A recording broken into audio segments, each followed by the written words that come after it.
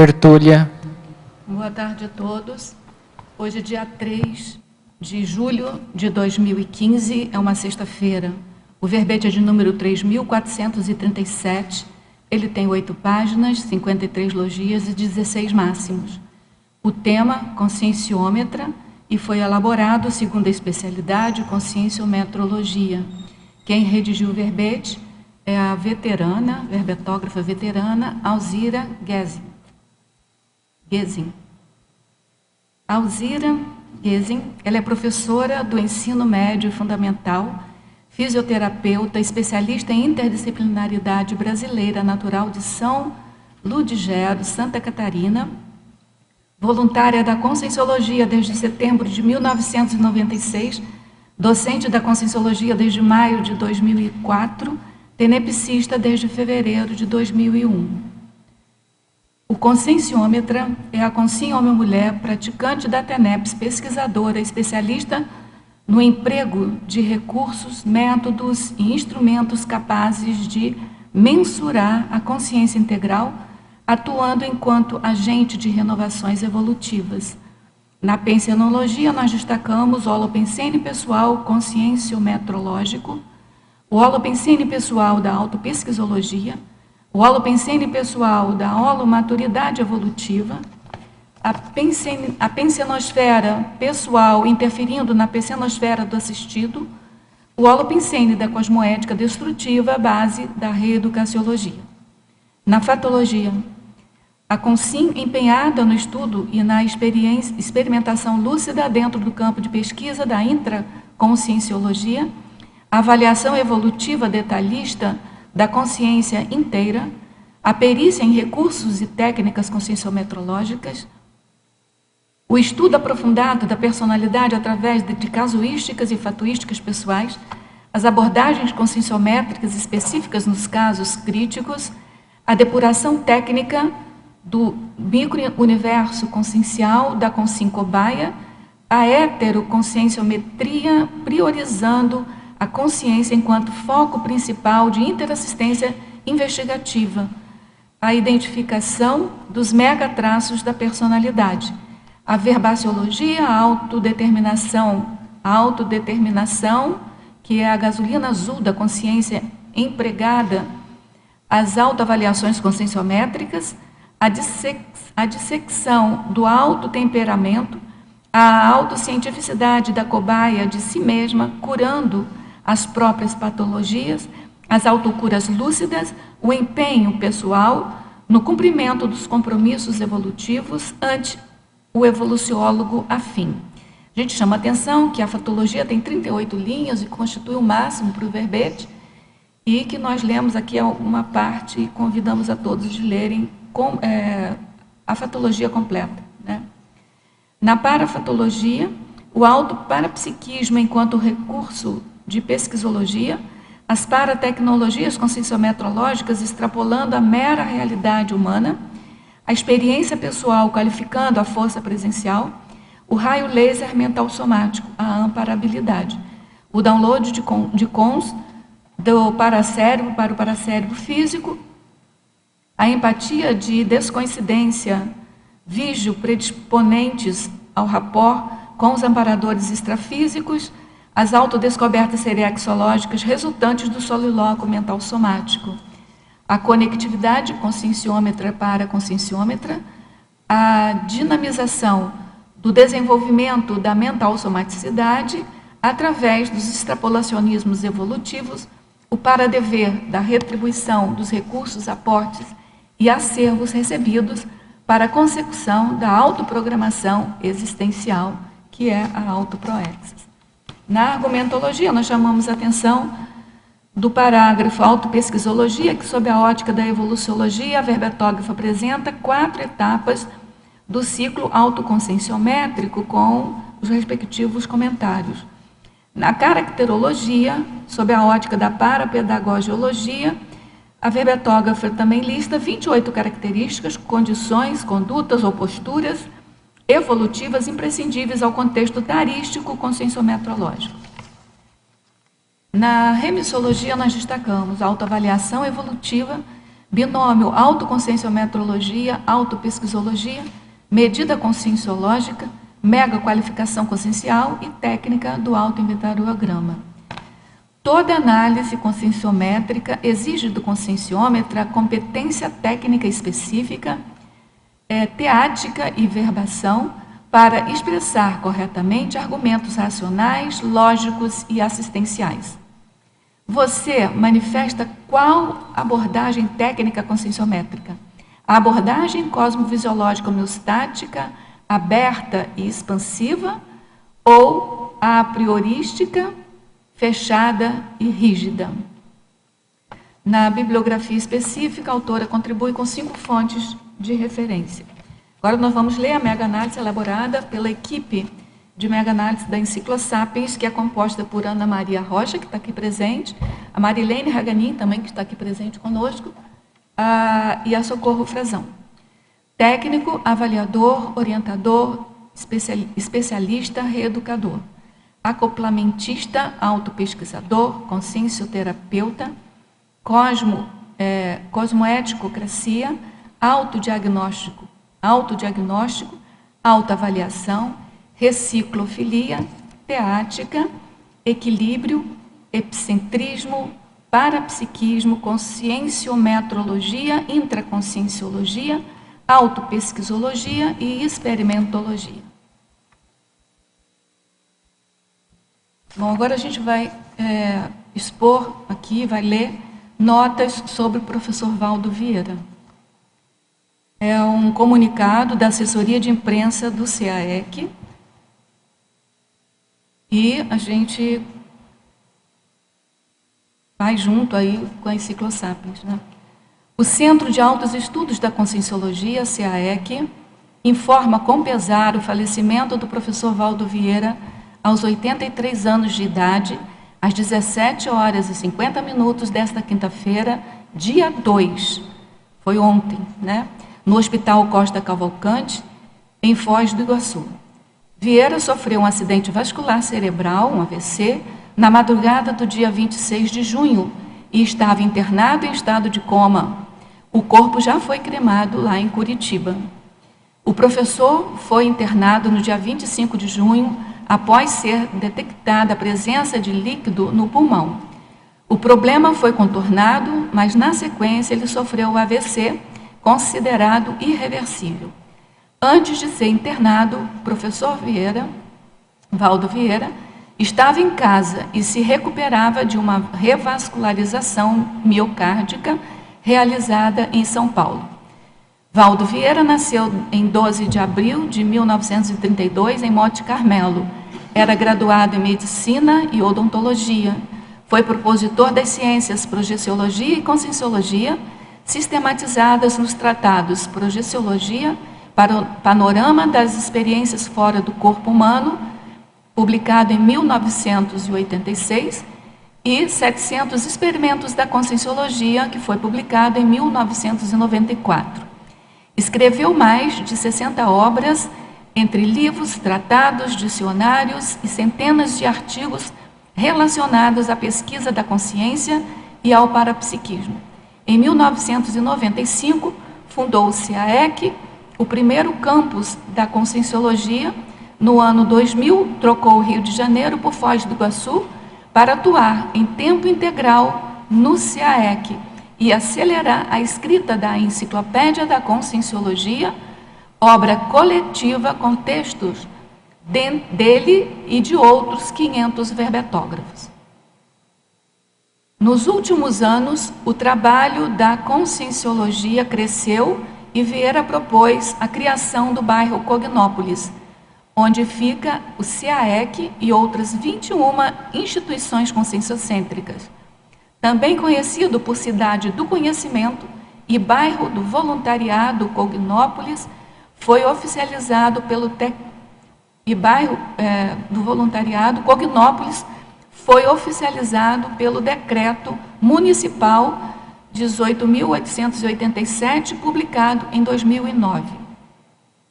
Personalidade aglutinadora e considerado gênio multidotado, Vieira liderava uma comunidade de 841 voluntários dedicados à Conscienciologia, residentes em Foz do Iguaçu, entre os quais médicos, professores e empresários vindos de diversas partes do Brasil e do exterior. Nos últimos meses, o professor ministrava diariamente mini-tertúlias conscienciológicas no CIAEC e trabalhava no 3º volume da obra Léxico de Orto Pensatas, que está no prelo. As atividades da Conscienciologia no Brasil e exterior serão mantidas normalmente com o compromisso dos voluntários de preservar e expandir o legado deixado por Vieira. O CIAEC e as demais instituições conscienciocêntricas, em particular a nossa Enciclosapiens, mantêm as portas abertas para visitas, cursos, debates e palestras. Assina a assessoria de imprensa do CIAEC. Bom, Alzira, agora a gente vai retornar aqui ao seu verbete. E a pergunta clássica que a gente sempre faz, embora a gente saiba que você está, assim, diretamente ligada com a conscienciometria, a gente vai fazer para você também a pergunta: o que te levou a fazer esse verbete? Isso durante a elaboração do verbete. Se caíram fichas, se mudaram ideias a respeito do que você tinha antes, o que aconteceu nos bastidores da elaboração do verbete também, a gente quer saber. Olá, pessoal, boa tarde. É um prazer muito grande estar aqui. E eu gostaria de complementar o que você falou. Olha o outro livro super importante que o professor Valdo nos deixa como legado, né? Que é o Conscienciograma, onde é a base da Conscius, né? O que levou a escrever esse verbete é que eu estou há 12 anos fazendo pesquisa de conscienciometria, né? Então, desde os primeiros cursos que tinha no IPC, o primeiro curso que eu fiz foi em Curitiba, onde era Conscienciograma na prática. A partir do momento que eu vi o folder, onde estava escrito Conscienciograma na prática, que eu vi a capa deste livro aqui, eu falei assim, eu preciso estar nisso aqui. Então, foi um achado pesquisístico assim, em cima do lance, né? Aí eu participei do primeiro curso em Curitiba e nunca mais parei. Então, e eu não tenho dúvida com relação à minha especialidade, que eu sempre quis fazer autopesquisologia, que eu fiquei, então, 10 anos dentro do holociclo, ajudando o professor Valdo na questão da pesquisa, e na conscienciometria. Então, eu levei sempre direito essas duas especialidades, a autopesquisologia e conscienciometrologia. Tanto que eu sempre atuei nessas duas ICs aqui em Foz, atualmente que eu só estou na Cons. Aí, o que levou a escrever o conscienciômetro? Porque, tipo assim, nós estamos atualmente, acho, com quase 40 voluntários, né? Quase 40 voluntários. E como definir a nossa, por exemplo, assim, o que é a pessoa que faz o voluntariado na Consus? Então, deixar mais claro o que é conscienciômetra. Tanto que, por exemplo, eu fiz a definição de conscienciômetra um pouco mais abrangente, porque nós temos assim, conscienciômetra, a pessoa que faz pesquisa, a pessoa que estuda, a pessoa que está lá. E tem uma definição, por exemplo, assim, que eu não coloquei aqui, que é o conscienciômetra docente, que está dentro da caracteriologia que coloquei dentro do contexto tarístico. Então, mas ela é mais abrangente, porque conscienciômetra é a pessoa que vai estudar e vai empregar as técnicas conscienciométricas. Agora, tem as nuances de critérios dentro do próprio conscienciômetra, né? Conscienciômetra docente, conscienciômetra só pesquisador. Então, tem umas linhas de abordagem diferente dentro da própria condição, né? E temos o mega conscienciômetra, que é um serenão, né? É verdade, né? Com certeza. É o nosso modelo evolutivo, que é o serenão, né? E o que me motivou foi assim, foi definir, e eu gosto muito de conscienciometria, eu me afino muito com isso, né? Eu tenho afinidades. Aí eu estava fazendo uma itinerância eu já estava começando a escrever. Eu fui fazer uma itinerância para Campo Grande, aí eu tinha que esperar 3 horas no aeroporto de São Paulo. Aí eu e o Albert, o professor Albert, que é conscienciômetra docente também, eu estava com o verbete lá. Eu disse, Albert, vamos fazer isso aqui? Me ajuda nisso aqui. Nós dois sentamos, em pleno aeroporto, na sala lá do restaurante, e comecei a fazer essa taxologia de 28 itens aqui. Aí eu falei assim, Albert, o que você acha da gente pegar o trafor de cada um que está atuando na Consus e colocar aqui? Ele assim, vamos em frente, Zira. Então, eu vejo assim, cada item desse aqui... Foi assim que você fez, então? Foi. Esse é um bastidor bem bem quente, né? É um bastidor bem quente. Tanto que se olhar aqui, as pessoas que conhecerem bem o trafor dela, ela vai se identificar aqui. Por exemplo, é claro, assim, aquela da analogia aqui, todo mundo conhece o Albert pelas analogias, né? Ele faz umas analogias bem interessantes. E aí foi muito interessante, porque o quê? Aquilo motiva, você vê o que a pessoa tem de bom, o que ela contribui dentro da IC, e é o que leva ela para frente. Então, isso foi um motivador muito grande para fazer esse verbete. Muito bom. Vamos, então, aqui passar para as perguntas dos teletertulianos. A verbetógrafa, a professora Alzira, Estrangeirismologia, página 39, primeira linha. Quais dicas para que possa otimizar nossa expertise conscienciométrica, tanto nas auto quanto nas heteroabordagens em cima do lance? Olha, uma das coisas aqui que eu vejo assim, aqui na unidade de medida da conscienciometria é a autoconscienciometria teática. Então, a expertise ela vem com o tempo, né? Com a autopesquisa, com você se dispondo ou se colocando em exposição, fazendo o striptease consciencial, mas é investir, de fato, na autopesquisa. O que ela quer? Ela quer se tornar expertise em quê? Então, exige esforço, exige vontade, exige intencionalidade. Por que ela quer ficar expert naquela especialidade ou naquele assunto? Vai exigir aquilo que a pessoa tem motivação para fazer. Porque quando a gente tem motivação, a gente não vai para frente. Então, motivação, que é a volição, uma intencionalidade qualificada, e ela tem um objetivo claro, por que ela está fazendo aquilo, a tendência é dar uma gasolina azul para a pessoa. Tudo bem? Tudo bem. Na fatologia, página 40, 17ª linha. Como podemos nos desentranhar das nossas autocrenças, muitas vezes multiexistenciais?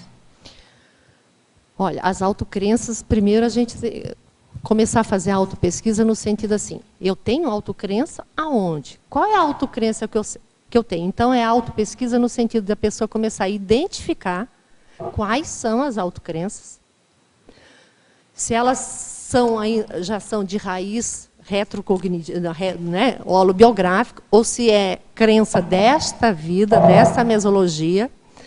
Então, no momento que ela começa a observar, pesquisar e aferir, fazer a autoavaliação, aonde que ela ainda tem crença, onde que ela tem dogma, onde que ela tem uma maneira que não é condizente com a realidade. E isso exige, sozinha é meio difícil de fazer, porque ela precisa do outro. Por exemplo, o conscienciobai ajuda muito nisso, porque na hora que a pessoa responde o conscienciograma, que ela se dá uma nota, que a gente pergunta para ela, por que você se deu essa nota? Então, ela começa a fazer a contextualização, por que ela se posicionou daquele jeito. E dentro desta contextualização que ela faz, a gente começa a observar onde tem dissonância cognitiva, onde tem distorções cognitivas, onde tem defesa do ego, onde tem justificativas. Aí começa a ficar claro o laboratório pessoal da pessoa. Por isso que eu acho que o professor Valdo falava tanto que a pessoa passa por conscienciobaia, escreve verbete, escreve artigo, que na hora que você vai apresentar, fica claro onde a gente tem as nossas incoerências, né? Uhum. Certo. Isso é exato. Isso é matemático, né? Como dizia. É a matematização da consciência, né? Fatologia, página 40, também na 17ª linha. Como podemos estudar melhor a axiometria? A axiometria é muito interessante. Muitos de nós temos o hábito de dizer, eu acho. Acha o quê, gente? Acha onde? De quê? Aonde? Em que contexto? Então, esse axiometria é uma crença. É um tipo de crença que a pessoa tem. Então, agora, se a pessoa já parou de achar, né? E começou a vivenciar, começou a experienciar, começou a escrever, começou a pesquisar, começou a receber heterocrítica. A heterocrítica, muitas vezes, nos aponta aonde a gente não tem facilidade ainda para se manifestar de maneira mais coerente. Então, é a gente parar um pouco com a axiometria e entrar mais na vivência, mais na experiência, mais, de fato, com a racionalidade e com a lógica, né, de manifestação. Em fatologia, página 40, 9ª linha, de baixo para cima, qual é o preço a ser pago pelo posicionamento pessoal, cosmoético, edificador. Bem, o posicionamento a ser pago é o seguinte. Eu vou falar sobre a minha experiência. Por exemplo, na conscienciometria. Na hora que você está fazendo uma avaliação, uma heteroavaliação da outra pessoa, por exemplo, no Consciência Cobaia, a pessoa manifesta as crenças, manifesta onde ela não percebe, é o ponto cego dela, ou o ponto secreto. Nós, conscienciômetros, as pessoas que estão ali participando, fica visível isso. Agora, como atuar, como dar o feedback a essa pessoa, sem ser intrusiva, sem dar tacap nessa pessoa, mas mostrar aonde que está a distorção cognitiva, onde está o erro de interpretação, onde que está o erro lógico, mas sem agredir a pessoa. Só que muitas vezes, mesmo fazendo isso, ao fato, a pessoa ver que ela estava errada naquilo e ela não admite, ela sai brava, sai antagônica. Esse é o preço que eu digo assim, muitas vezes a pessoa vira a cara, mas é o preço do desassédio mental somático. É de você falar uma realidade nua e crua, mas correta. Dentro de uma realidade naquele contexto. Professora Alzira, em Sinergismologia, página 41, terceira linha. Poderia aprofundar o sinergismo com conscienciometrologia para direitologia? Sim. Eu vejo assim, a paradireitologia, ela está muito dentro da conscienciometrologia, né? Porque é a medida, é a aferição, é ver como que você se manifesta, qual é o seu dever e o seu paradever. Você como consim, nós temos paradeveres e paradireitos, e dentro o paradireitologia é o que estuda isso. Como que a pessoa se manifesta? Ela, por exemplo, na ego-karmalidade, nós viemos aqui, nós temos um ego-karma, mas nós atuamos dentro do grupo karma. Esse grupo karma atua dentro de um polikarma. Qual que é a relação intrínseca entre essas consciências? Como que eu ajo com a outra pessoa?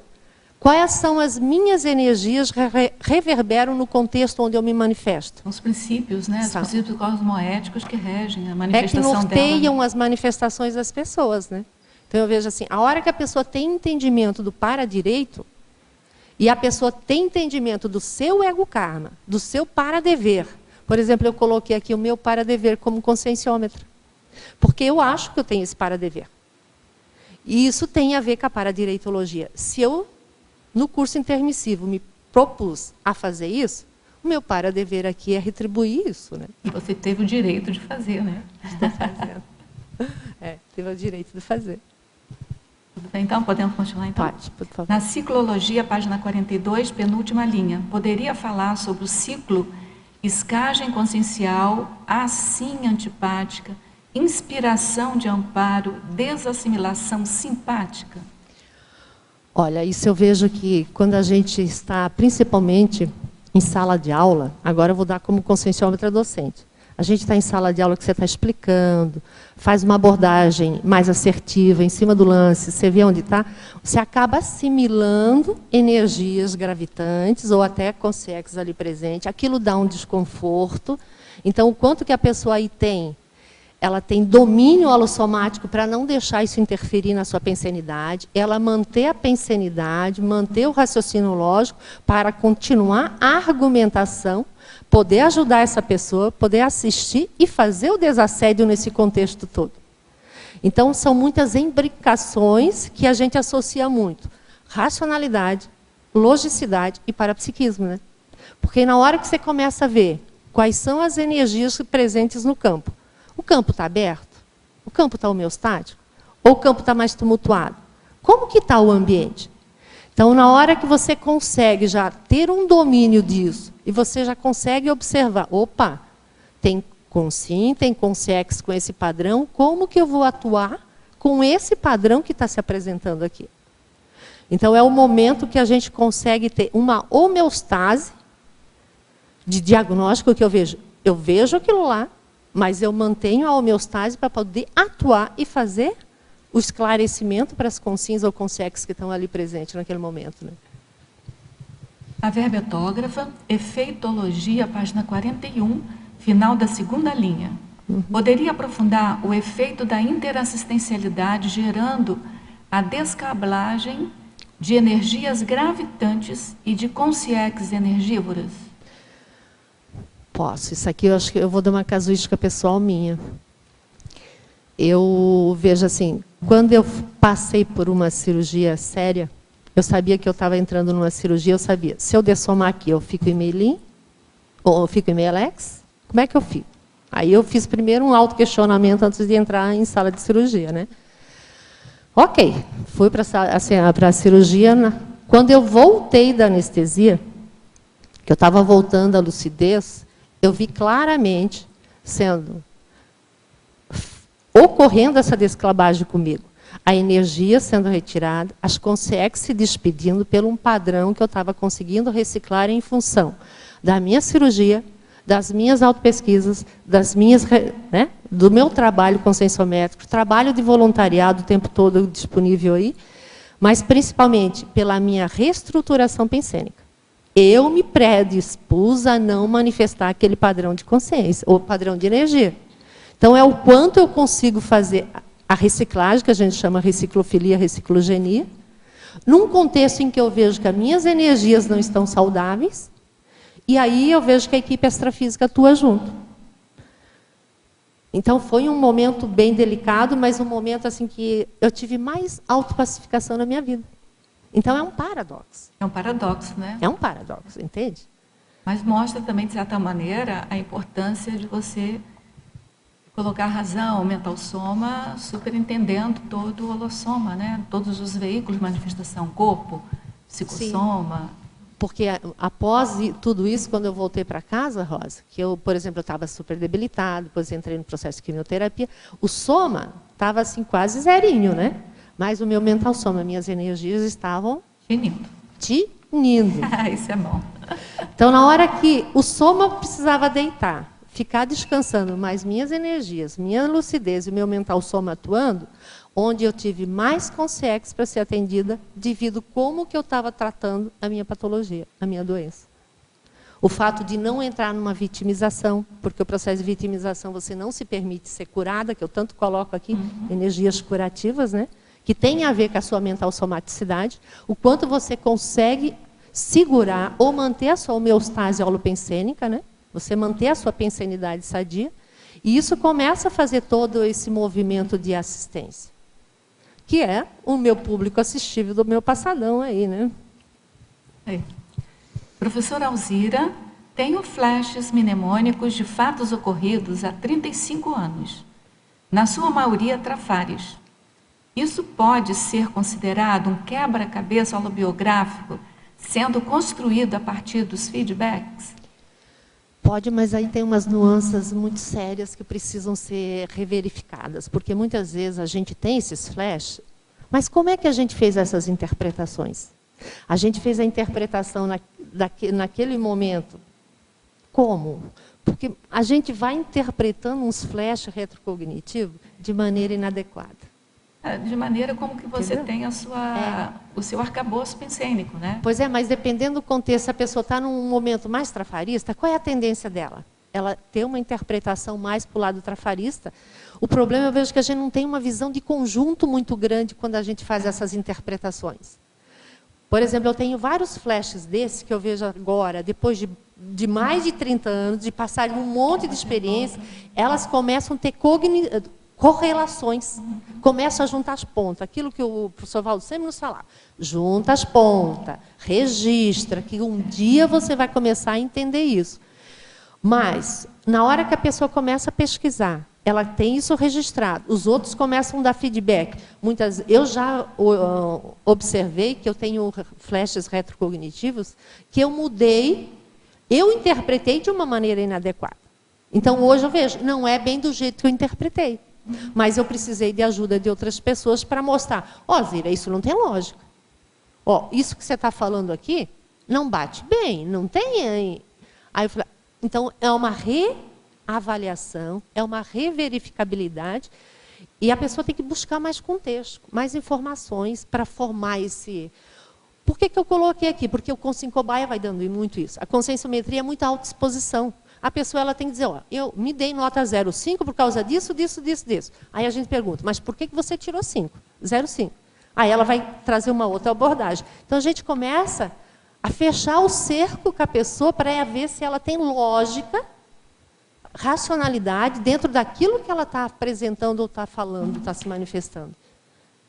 Então, Zita, a gente poderia, então, sugerir para essa pessoa que está perguntando, anotar tudo, nada de novo, anotar tudo, e a cada fato, a cada orientação, a cada lembrança, a cada flash, a cada feedback de alguém, ela registra também e reanalisa tudo que já foi analisado antes. Porque um dado novo pode mudar toda a interpretação de tudo novamente. Vai fazendo um inventariograma. E se coloca como consciência pesquisística. Porque ela é a cobaia e é a pesquisadora ao mesmo tempo. Tanto que eu coloco aqui, né? O conscienciometria é a pessoa, ela pesquisa a si mesma, mas ela é o centro de pesquisa, né? E, principalmente, se expor. Ela tem que se expor para ver se aquilo tem lógica. Se não tem. Ou como que ela vai fazer esse laboratório? Porque quando a gente fica só com a gente fica só com a visão da gente. Fica rodando o uróboro, né? Ana, quer ajudar? Quanto a essa questão que você acabou de colocar, a questão da autoexposição, né? Seria interessante se você pudesse falar um pouquinho da autoexposição no campo conscienciométrico. Como é que é essa relação, né, de autoconscienciometria e de heteroconscienciometria relacionando, né, a autoexposição e o campo? Tá. Eu vou dar, por exemplo, é mais fácil para eu esclarecer se eu me colocar como cobaia, né? Por exemplo, nós temos na Consul chamado Recim 2, que é só com 5 cobaias. Então, toda semana, 2 pessoas respondem uma folha de conscienciograma, uma folha de avaliação do conscienciograma, e ela escolhe qual é a questão traforista dela naquela folha, e ela coloca questão traforista, casuística que embasam aquela trafor, os atributos que estão relacionados àquele trafor, os trafores que estão relacionados àquela pergunta e o papel social. Aonde que ela se vê, onde que ela se percebe manifestando tudo aquilo lá. Então, na hora que a pessoa coloca isso para fora, quando está tudo assentado, que aquilo está tranquilo, é trafora, o campo abre, aquilo vai, as energias vêm, a pessoa fica leve, aquilo flui com maior naturalidade. Na hora que vem o trafar, já complica. Porque a pessoa já começa a ficar mais obnubilada, ela já começa a justificar. Gente, são campos completamente diferentes. E depois no trafal, a pessoa não tem sinapse para fazer. Então, são 3 campos que ajudam a pessoa a observar quando ela está, de fato, vivenciando aquilo, os atributos dela estão tudo aí, os trafores estão aí. O trafar, onde dificulta a manifestação da pessoa, porque a gente tem a tendência de defender nossas imaturidades, nossos trafares, infelizmente ainda, né? E o trafal é aquilo que a gente precisa para reciclar o trafar, mas que nós já temos os trafores ali que a gente pode aplicar. Só que na hora que a pessoa está no campo conscienciométrico lá com a gente, e o grupo todo que está participando percebe onde são as incoerências. Onde? Não, mas isso não bate com isso. Isso que você está falando não tem a ver com tudo isso aqui que você falou anteriormente. Então, a gente começa a observar que não tem como a pessoa ficar encantada por ela mesma. Porque quem é o que está ali na frente é ela. Não somos nós. A gente só vai direcionando e mostrando. Mas você falou isso, agora você está falando isso. O que é? Como que é isso? Então, essa autopesquisa na prática, com a ajuda de uma equipe, de um grupo, otimiza muito a vida da pessoa, né? Era isso que você queria, né? Luzira, só podia complementar com relação à pergunta e a sua resposta. Como se dá esse desenvolvimento dessa percepção do campo? Porque é muito importante, né, segundo a sua fala, desse processo todo de entendimento da consciência. Como é que ela pode fazer, o que ela tem que fazer para ela desenvolver melhor esse entendimento do campo, dessas energias? Olha, aí é um processo... Você está falando da pessoa que está de cobaia ou da pessoa que está de cobaia? Da cobaia, para ela dizer, porque daí com isso ela tem um aproveitamento melhor até da vivência, da experiência que ela está tendo ali no campo. Né? Tem. Umas coisas que otimizam isso, eu vejo assim, na hora que a pessoa está de cobaia, ela desdramatizar. Tira o drama e tira o ego. Porque a tendência de defender é ego. A pessoa está defendendo o ego, está defendendo a autoimagem, está defendendo as imaturidades, os trafares dela. Mas se na hora que ela entra lá, ela assim, pois que venha tudo presente. E ela não entra na defensiva, porque o problema da reatividade e da autodefensividade vai fechando as energias. A pessoa vai se fechando, porque ela vai defendendo alguma coisa que ela sabe que está errado. Mas ela defende. Mas por quê? Por algum mecanismo de defesa do ego que não está lúcido para ela ainda. Não está consciente para ela ainda. Então, isso leva um tempo. Eu vejo assim, lá no nosso Recim 2. A hora que chega no final, na universalidade, que já está nas 100 folhas de avaliação, as pessoas são outras. Porque elas aprenderam a passar por isso. Então, na hora que, na primeira sessão, o soma, é tranquilo porque é o que a gente mais convive, né? Na hora que vem bioenergia, onde a gente precisa aplicar bioenergias, eu já vejo que é um trafar quase generalizado. Porque pode ser trafar ou pode ser trafal. Dependendo, porque nós já temos conhecimento bastante de energia. Agora, nós aplicamos? Então, essas nuances a pessoa só vai aprender com a prática. Vivenciando. Vivenciando, não tem jeito. Obrigada. Professora Alzira, Fatologia, página 40, 14ª linha. A assistência horizontal, ombro a ombro, poderia comentar, por gentileza? Essas perguntas vêm da Alemanha, professora. Posso. O que na Consus é assistência ombro a ombro? Nesse curso que eu estou falando para vocês, que é o Recim 2, que é a reciclagem aprofundada, né? Os conscienciômetras também passam de consincobai. Entendeu? Então, cada semana é sorteado 2 alunos. Então, tem a lista dos alunos, vamos supor, tem 8 alunos, porque geralmente são 10 alunos só para ter um cobaia em cada sessão. Então, ele é sorteado, mas a lista, o nome dos professores também estão lá dentro. Então, quando um conscienciômetro é sorteado com 5 cobai, o outro conscienciômetro faz os 2 com 5 cobai. Para ele não, porque são coisas diferentes. E ajuda muito por quê? Na hora que nós estamos num grupo de pesquisa, que eu, como conscienciômetra, sou cobaia, os meus colegas me ajudam para ver as minhas dificuldades, os meus trafares, aonde eu tenho ainda dificuldade de lidar, e aonde eu tenho traforzões e o que eu preciso desenvolver. Então, essa interassistência, ombro a ombro, gente, é uma maravilha. E aonde o grupo começa a fazer ele tem uma intercooperação e uma interconfiança, que aquilo deslancha. Porque ninguém está escondendo nada. E é um exemplarismo para os alunos também, né? Porque a primeira vez que eles veem a gente, né, que é conscienciômetra docente, passar por cobaia, desdramatiza. A pessoa fala, não, mas ele também tem trafar. Tem. Eu me lembro que o primeiro e o único curso que eu saí sem terminar, saí pela metade, foi o primeiro curso de consincobaia que o professor Valdo se fez cobaia. Uhum. Foi assim tão chocante para mim, sabe? Porque ele dava as notas assim tão baixas que eu não consegui ficar até o fim. Olha que eu sou dura na queda, eu não saio na metade de curso nenhum. Mas aquele eu tenho que declarar para vocês aqui que isso já faz há muito tempo. O Valdo lançou, assim, depois aqui no CAE que eu fiz vários com 5 cobaia, né? Mas deixa eu continuar um pouquinho. Por que é assistência ombro a ombro? Porque na hora que eu me coloco no mesmo patamar dos meus alunos, os alunos estão no mesmo patamar, lógico que quando eu estou na função de conscienciômetro docente, o amparo de função, vamos colocar 1% a mais, digamos que eu tenho de lucidez aí naquele momento, em função de um amparo de função, de uma experiência, de ter mais know-how, essas coisas tudo ajudam. Mas na hora que você está de ombro a ombro, eles olhando a minha manifestação e eu observando a manifestação deles, esse campo de interconfiança, ele fica muito sinérgico, a pessoa fica à vontade, ela começa a participar, ela começa a perceber que o campo dela abre também, porque tira o drama, tira o medo, tira o... Muito bom. Você quer falar?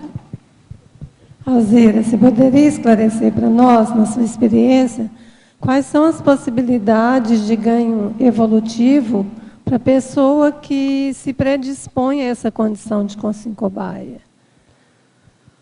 Olha, essa foi a técnica que eu apliquei para mim, né, o Delmara, porque a gente que chega na conscienciologia e com essas especialidades todas que tem na conscienciologia, eu vejo que dependendo do temperamento, da personalidade de cada um, tem gente que vai se identificar mais com uma, outro mais com outra, aquele mais com outro. Então, a técnica que eu identifiquei para mim foi a conscienciometria e o Conscien Cobaia. O Conscien Cobaia é uma das técnicas que mais me ajudou. Por quê? Porque eu não via muitas coisas minhas. Meu ponto cego era alto, era grande. Então, na hora que eu comecei a enfrentar, comecei a ter o primeiro Conscien Cobaia, saía tudo quebrado, assim, parecia que doía tudo, né? Hoje não, hoje eu já estou tranquila, já consigo ver meus trafares com mais facilidade, anoto, já não me dá branco mental, já não fico nubilada. Então, esse laboratório de feedback assistencial que ocorre no Conscien Cobaia não tem preço. Porque é ali que você está mostrando, mas aí vai claro do objetivo da pessoa, né? Se a pessoa quer, de fato, fazer reciclagens evolutivas. Porque, para fazer uma reciclagem evolutiva, você tem que identificar traço, fazer a assunção daquele traço e querer reciclar esse traço. Então, tem etapas. Agora, a Conscien Cobaia é uma técnica. Aí vai do perfil e do temperamento de cada pessoa, né? Okay. Alzira, página 41, tecnologia, a técnica da análise rápida da consciência, a técnica da análise profunda da consciência. Eu vejo esse conscienciograma como um estudo de análise, um estudo aprofundado.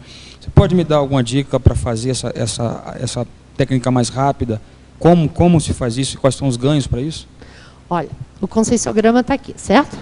Então, a técnica de análise rápida da consciência é você pegar o conscienciograma, ler o início aqui tudo, para a pessoa entender, tem umas coisas que a gente não aplica, a gente muda alguma coisa na consciência, mas vamos supor, a primeira folha de avaliação, que é a intrassomaticidade.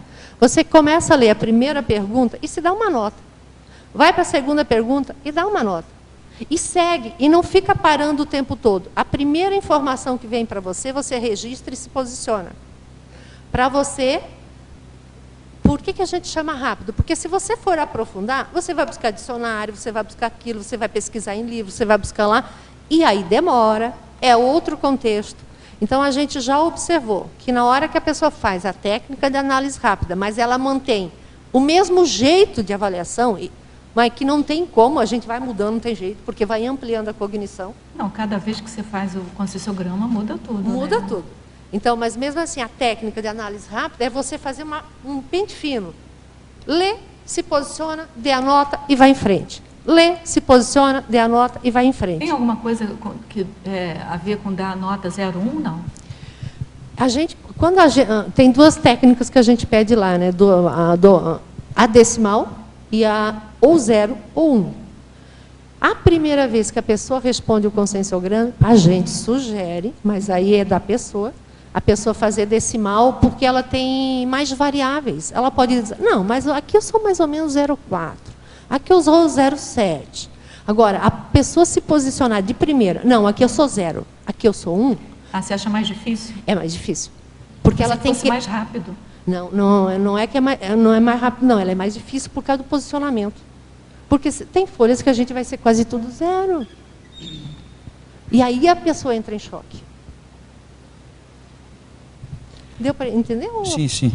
Mais um item. A página 40, parafatologia, a 7ª linha de baixo para cima, o raio laser mental somático. Bem, esse é o raio laser mental somático. Como o conscienciograma, ele vai aumentando a cognição da pessoa através da autopesquisa, da metria que ela vai fazendo com ela mesma, ela vai aumentando a autopercepção dela. Aumentando a autopercepção dela, com o tempo, você começou como estudante, depois você vira conscienciômetra docente, você vira veterano da Consul, que eu digo assim, o povo mais velho da Consul, ou quem faz bastante conscienciometria, por exemplo, pessoal aqui da Enciclosapiens, de tanto revisar, você fica com um arcabouço grande aí. Você fica com o know-how disso. E a gente, como conscienciômetra, que está lá dentro daquele campo, observando aquilo lá, há um monte, assim, bastante tempo, tem hora que aquilo fica claro, assim, ó. É assim, é que nem o raio laser. Não, mas... Só que a gente não pode apontar desse jeito.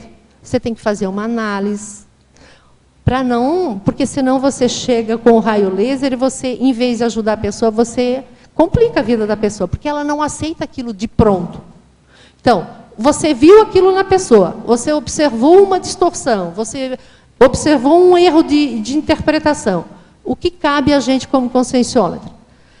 Organizar a questão de questionamento, de argumentação, de análise e mostrar para a pessoa, dentro do contexto em que ela está trazendo a casuística, que pode ter algum erro de interpretação, algum erro de autoimagem dela, ou alguma distorção. Geralmente tem muita distorção cognitiva. Você interpreta uma coisa que é outra. Tudo bem? É que a gente... Pode ir mais uma. Ainda página 40, na fatologia, o esbrega evolutivo ou ponto cego na autopercepção, não deixando de ver a própria realidade. Eu queria saber como é que você faz uma adaptação disso de acordo com o ciclo evolutivo das faixas etárias. Quando você pega um jovem, quando já é um adulto, ou mesmo um idoso, como é que você faz esses esbrega evolutivos, né? Como é que você dá essa impactoterapia neles? Olha, o esbregue, tipo assim, não é da noite para o dia que a gente identifica, não, porque é a pessoa que vai identificando com isso. Mas eu vejo assim, depois que a gente está vários dias, ou várias aulas, ou vários com cobaia, ou no Recim 2, que são 1 ano e 2 meses, você começa a observar aonde a pessoa defende, aonde ela não consegue lidar ainda, aonde dói. Ela defende, ela não consegue, ela assim, não quero isso agora. Então, por algum motivo, faz a pessoa recuar e não enfrentar um problema. Então, geralmente, aí é a hipótese, que tem a ver com o esbrega evolutivo da pessoa, porque ela ainda não consegue enfrentar aquilo, fazer a reciclagem daquilo. Tem alguma coisa no psicossoma dela que reverbera, ela não consegue, ela diz simplesmente, olha, não é para mim nesse momento, não quero agora.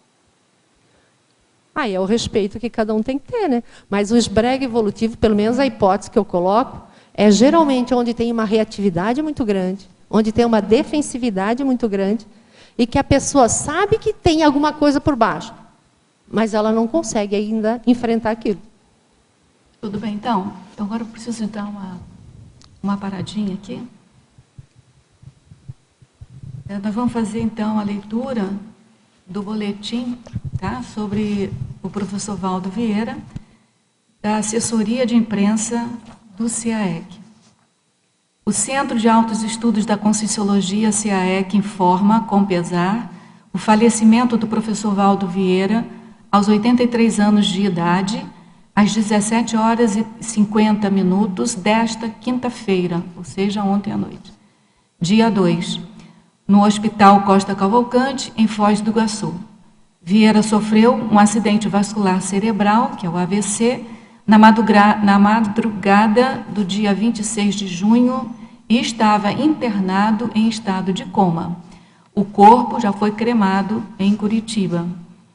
O professor foi internado no dia 25 de junho após ser detectada a presença de líquido no pulmão.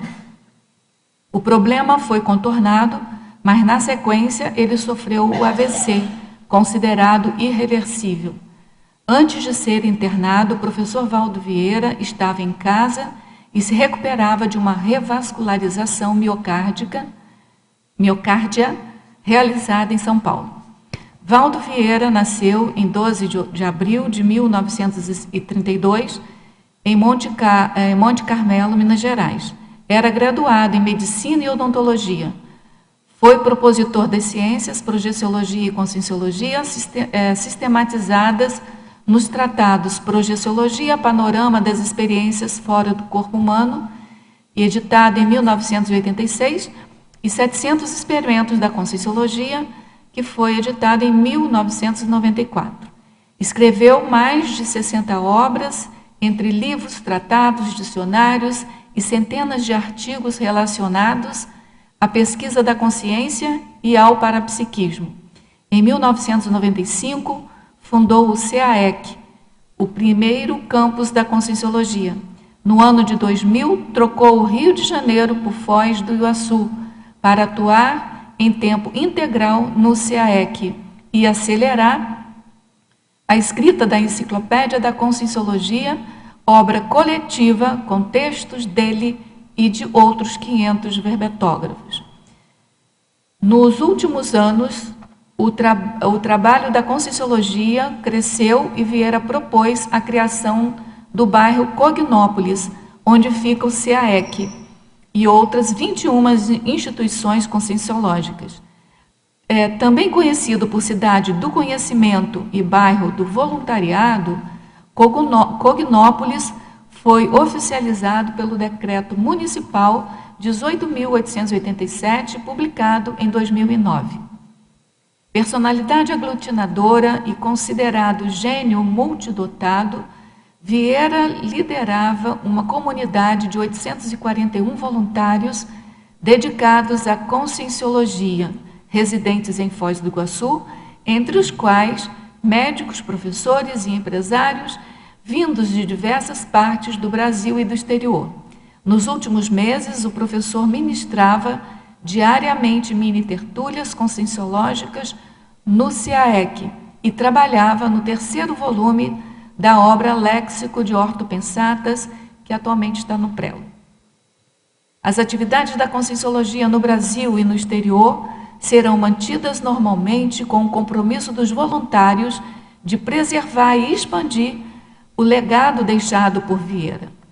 O CAEC e as demais instituições conscienciocêntricas, em particular aqui a Enciclosapiens e a Conscius, mantém as portas abertas para visitas, cursos, debates e palestras. Assinado a assessoria de imprensa CAEC. Bom, vamos continuar aqui nas perguntas da nossa teletertuliana, que ela ontem, da Alemanha, ela teve problemas de conexão e a gente está contente que ela hoje esteja conseguindo participar aqui da nossa tertúlia.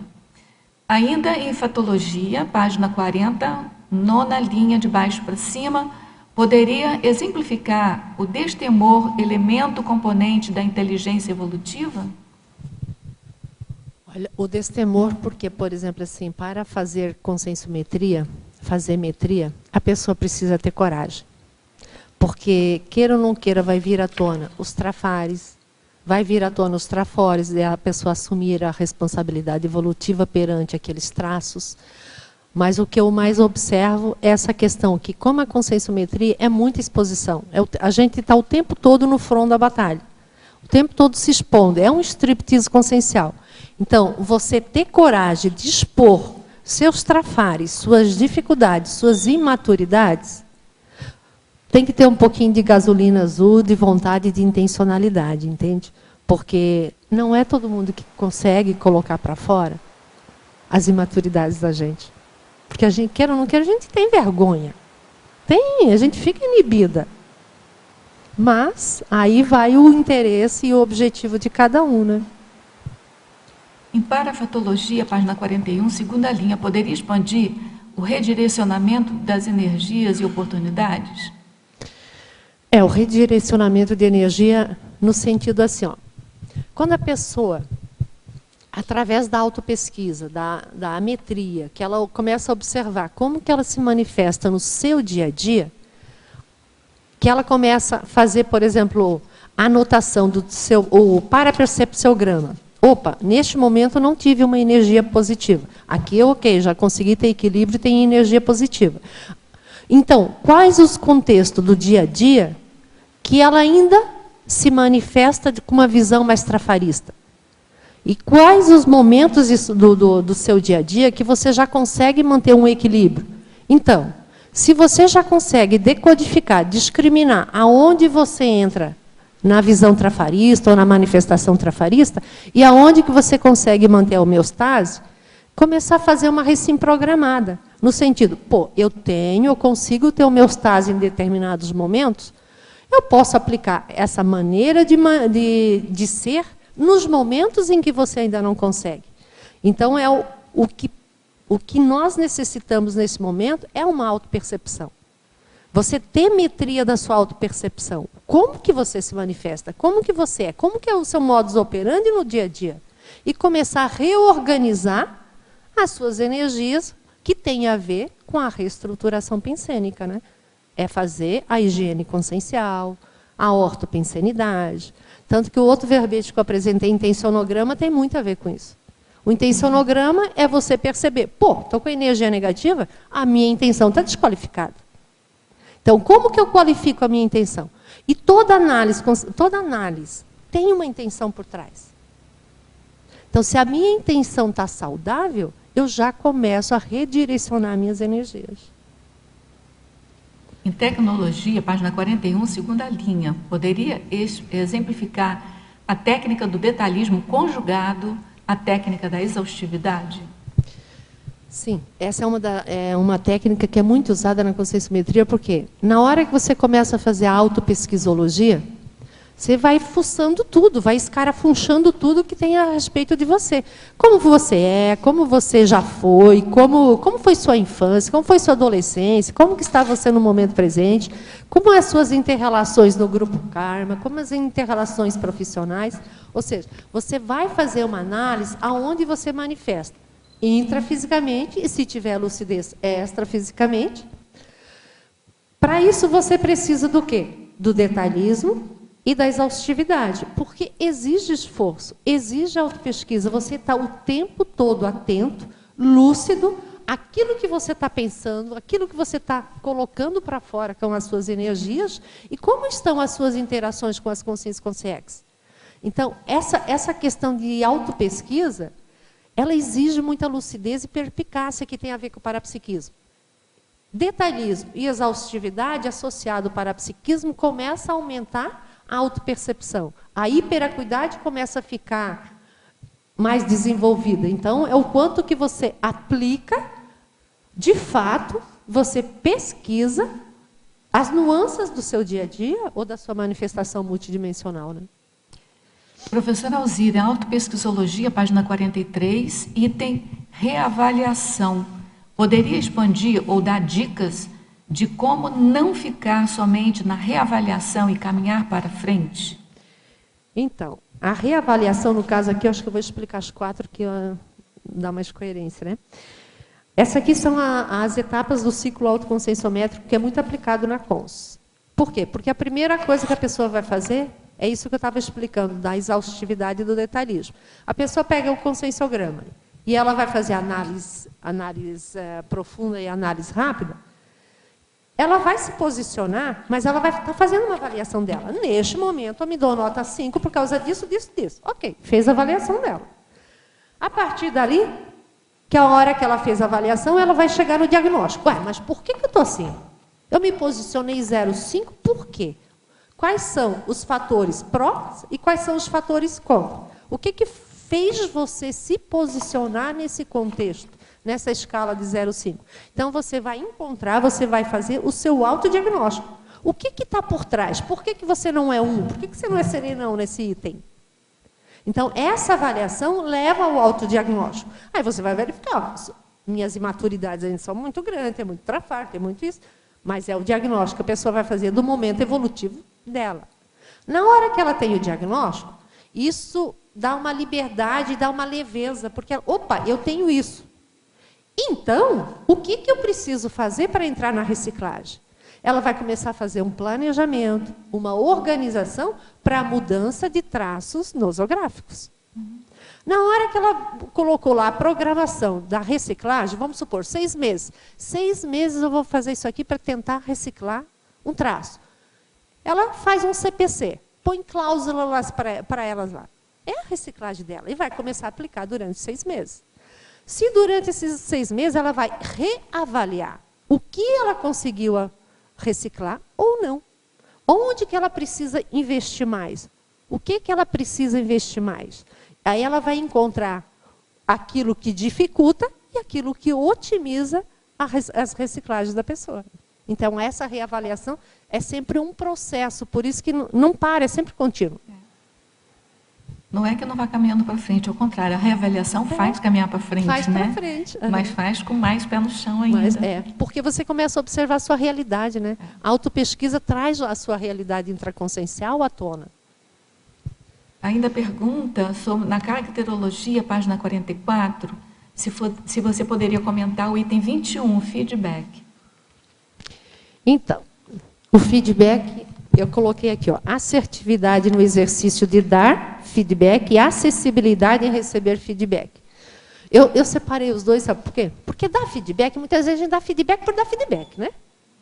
Não olha como é que está a intenção, qual é que está o objetivo, se o contexto está correto, se as pessoas que estão junto está coerente ou não. Só que muitas vezes a gente dá esse feedback e não espera um hétero feedback, né? Ou seja, que venha um feedback de lá para cá também, né? Aí a pessoa pula fora. Então, assim, dar feedback é uma coisa. E como é que eu recebo os feedback? Porque eu conheço gente que gosta de dar feedback, mas na hora que chega um feedback para ela, ela reage. Ela se defende. Ah, não é bem assim. Você sabe que eu li um livro uma vez que descreve lá um mecanismo de defesa do ego que ele chama de homem borracha. Que assim, você faz um feedback, assim, uma heterocrítica à pessoa, a pessoa, em vez de comentar o conteúdo daquilo, ela já te devolve com uma outra heterocrítica, às vezes até pior. E agressiva, geralmente, né?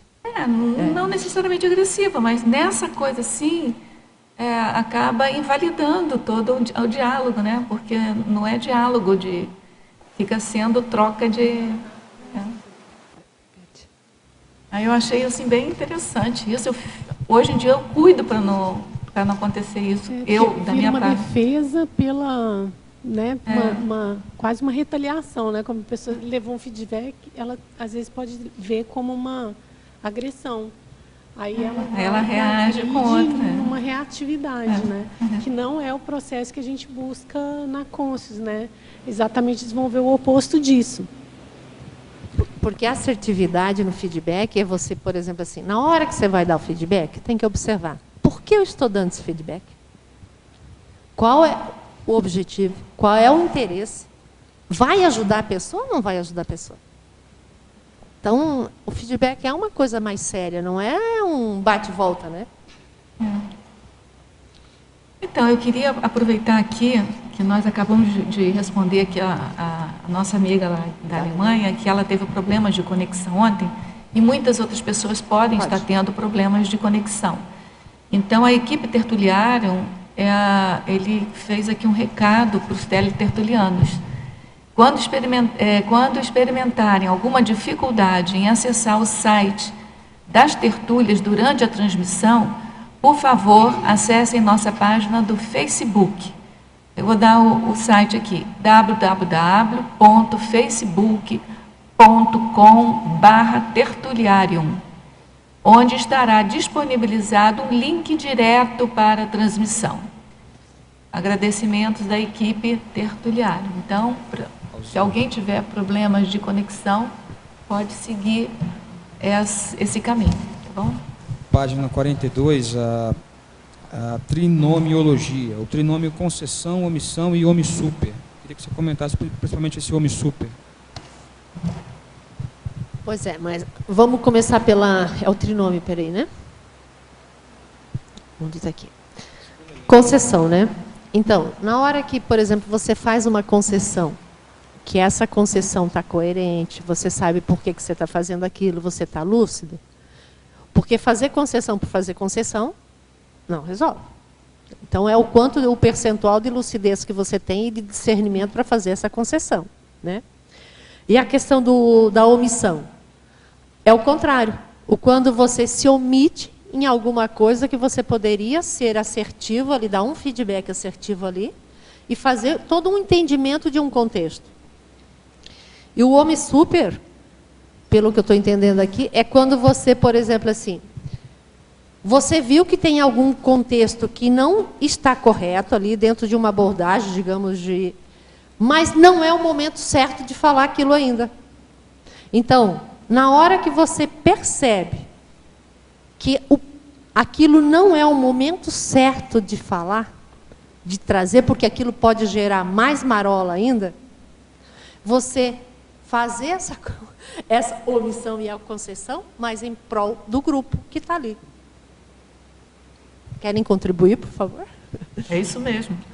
Tem o verbete, feedback cosmoético.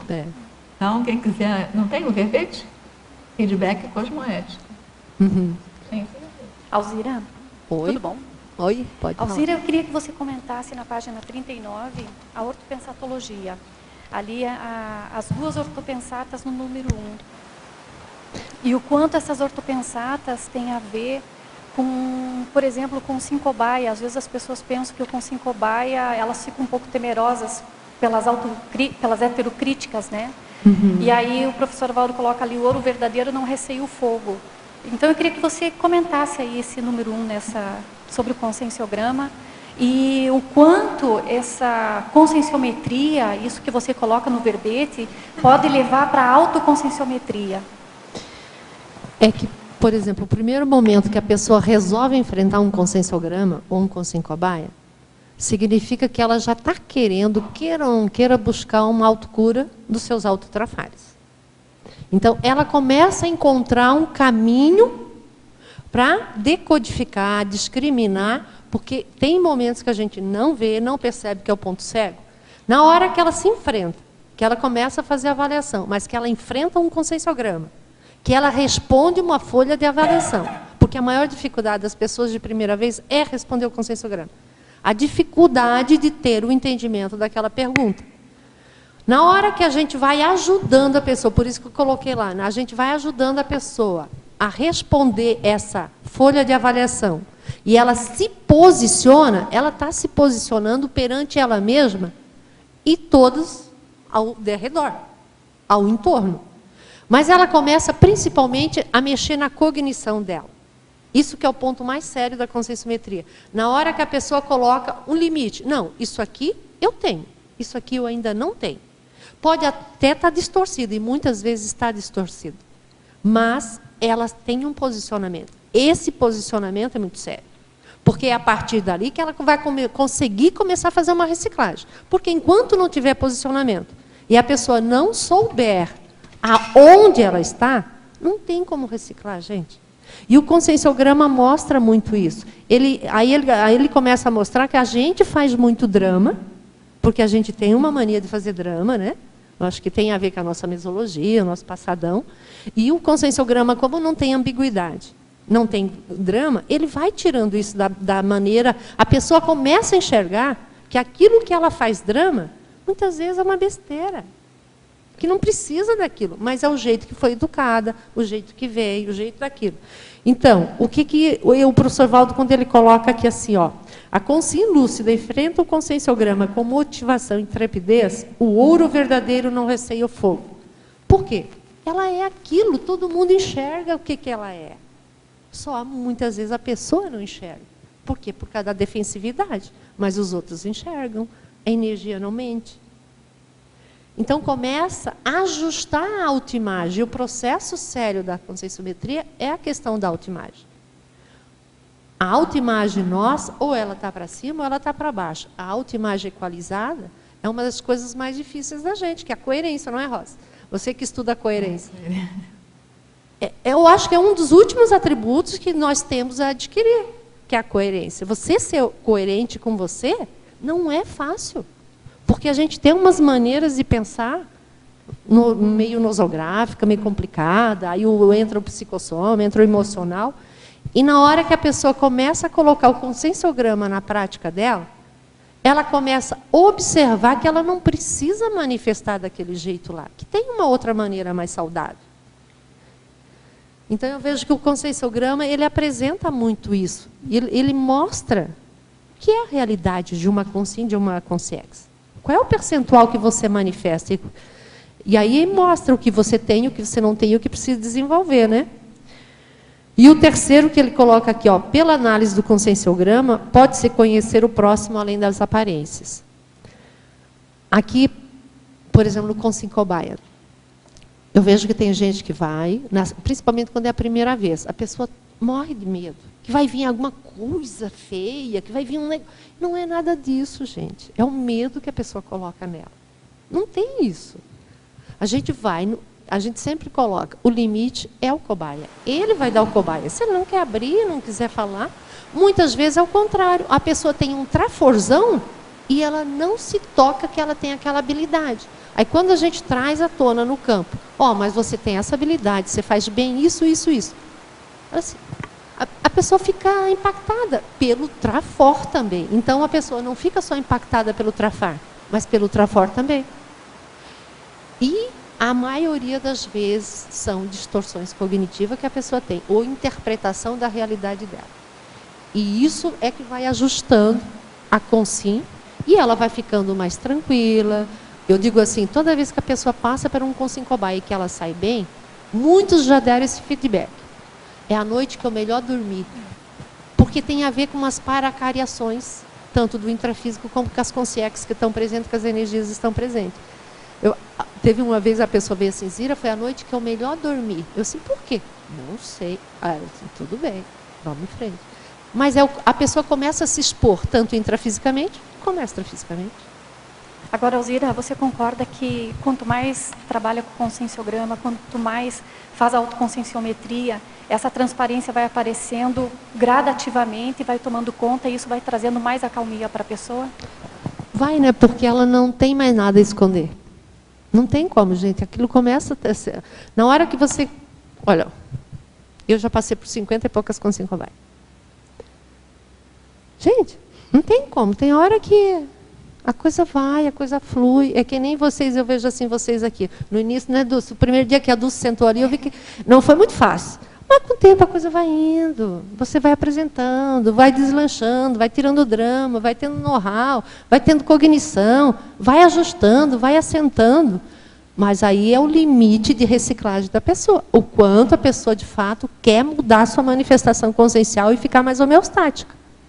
Então, tudo vai... Eu volto de novo lá para a questão da cosmoeticidade, né? Qual que é o meu objetivo? Qual é a minha intenção? Qual é a minha organização? Qual é a minha disciplina com relação à minha vida, essa minha proex aqui? Tanto que eu coloquei a última frase aqui da fatologia, eu botei aqui, ó, o empenho pessoal no cumprimento dos compromissos evolutivos ante o evoluciólogo afim. O conscienciograma não é nem evoluciólogo, é o holopensene sério, não, é mais sério ainda. É mais sério ainda. Então, na hora que eu me proponho analisar o conscienciograma seriamente, eu vou ver o meu nível de consciencialidade ali dentro, o meu nível de incoerência ou de coerência aí dentro.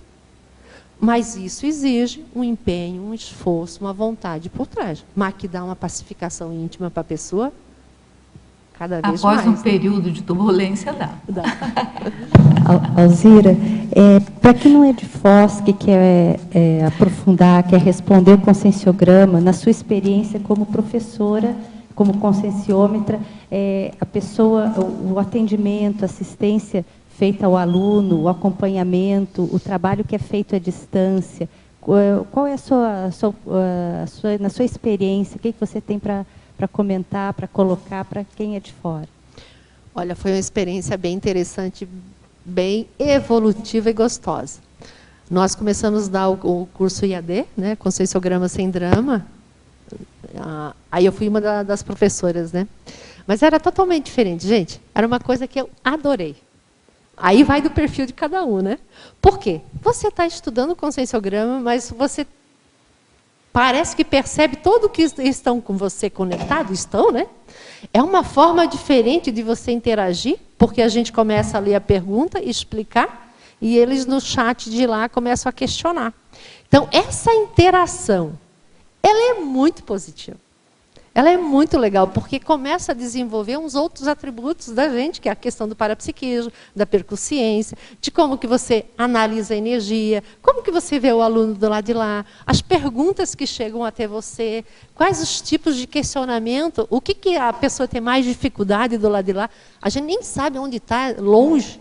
Tem gente fora do país aqui, mas essa interação energética, ela é fenomenal. É um movimento assim didático. É mental somático também, né? Porque mexe com a racionalização. É a ideia, né? Eu acho assim que quem está fora, nós temos esse curso, a gente disponibiliza e vai do empenho de cada um em querer fazer autopesquisa, né? Tudo bem? Professora Alzira, Pensenologia, página 39, última linha. Poderia relacionar com o tema do verbete as comorbidades autopensênicas e a autopensenização mental somática curativa? Sim. Por que eu coloquei isso aqui, as comorbidades? Porque, por exemplo, assim, Se a gente não cuidar com as nossas manifestações, a nossa forma de nos interrelacionarmos, as nossas imaturidades, os nossos trafares levam a patologias. O nosso jeito de ser pode desencadear uma doença, pode desencadear alguma coisa na sua vida. E o que o conscienciograma faz? Ele vai levando você a observar e discriminar e verificar onde você tem uma patopensenidade, onde que aquilo fica ruminando na sua cabeça, onde que aquilo você não consegue soltar aquela energia gravitante nosográfica. E aquilo, com o tempo, no dia a dia, vai aumentando, vai o que a gente vai dizendo, as doenças psicossomáticas. Geralmente, elas decorrem de situações mais mal resolvidas, de conflitos íntimos. E na hora que eu tenho um conflito íntimo, tem um pato-pensene, tem um bato-pensene, pode ter, mas a origem é o pato-pensene. Então, na hora que você começa a observar que você tem aquilo e você tem condições de mudar, cabe à pessoa fazer essa programação de avaliação, de reavaliação, de reanálise, para observar, opa, eu tenho isso, eu não quero mais isso. Como é que eu faço para mudar isso aqui? Então, vai exigir, de novo, autopesquisa, experiência, vivência, a questão do convívio com as demais consciências, que eu acho muito importante, porque muitas vezes as pessoas nos mostram como a gente é, mas a gente tem dificuldade de aceitar umas dificuldades da gente, assim, sabe? E aí a gente reage, não. Patologia, página 40, 7ª linha de baixo para cima. Explicite, por favor, o travão consciencial decorrente de neofobias. Então, o travão é aquilo que impede você, né?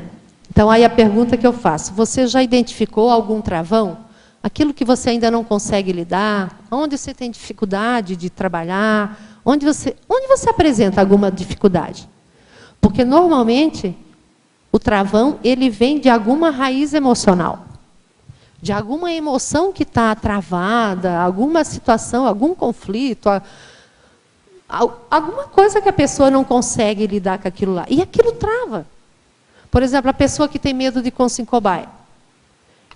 Não é o consincobaia que ela tem medo que venha à tona alguma coisa dentro dela que ela ainda não consegue lidar. Algum travão dela. Então, esse travão, na hora que a pessoa identifica, se ela quiser identificar, né? Porque tem gente que não quer, tá tudo certo também, né? Cada um é dono da sua ProEx, né? Mas estamos aqui para evoluirmos, fazermos reciclagens evolutivas, né? Então, eu gosto, eu prefiro ir para frente, né? Então, esse travão é o que impede você de ir para frente. Tira a motivação da pessoa de fazer a reciclagem. Porque ela tem dificuldade de passar aquele travão.